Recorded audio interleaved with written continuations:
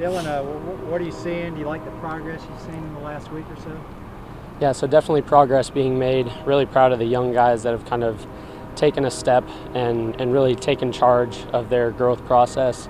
A few names that come to mind are Alfonso Allen, Romario Noel, a lot of those young DBs like Devin Neal.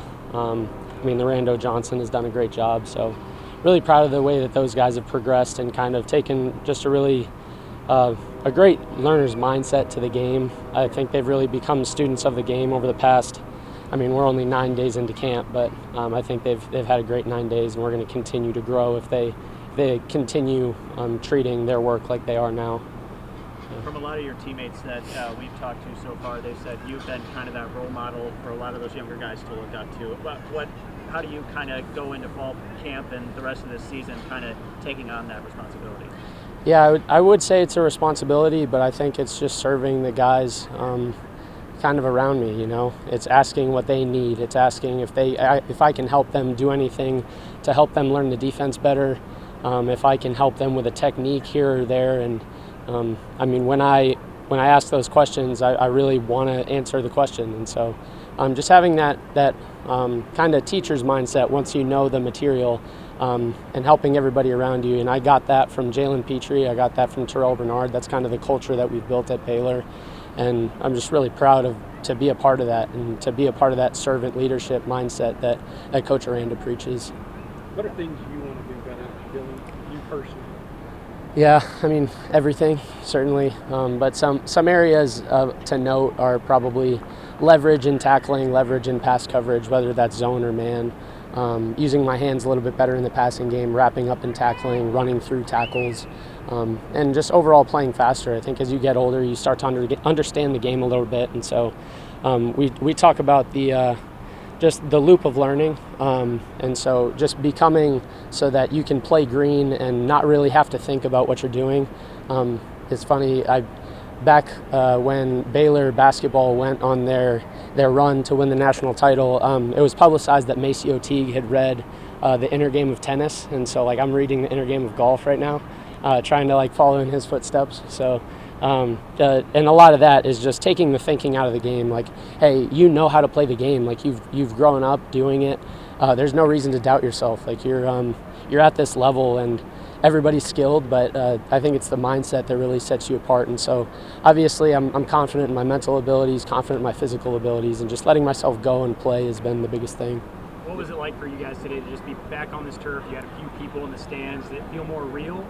Yeah, we had a couple days ago we had a night practice here, and that was pretty cool. It's throwback to, we kind of lose track of days in camp, but it felt like Friday Night Lights. It was a good feeling to get back on the turf out here.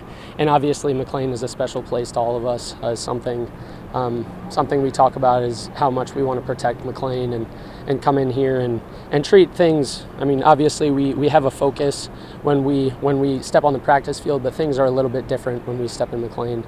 And when we step on this turf, everything's intentional, and we want to really put our brand on tape and make sure that we're playing Baylor football and being intentional, focused, and driven in all that we do. Dillon, I know you haven't had a chance to watch the film, obviously, the scrimmage yet, but what are some of your initial takeaways from the scrimmage today? So initial takeaways, I think we could do a better job communicating, obviously. I think any defensive mind or coach or player knows that the first scrimmage is always going to be a little bit rocky when it comes to tackling, and especially with the rules now with camp, we don't get to wear full pads all the time, and so you can practice tackling all you want on bags or even on men, but until you get into a full speed situation, it's just not.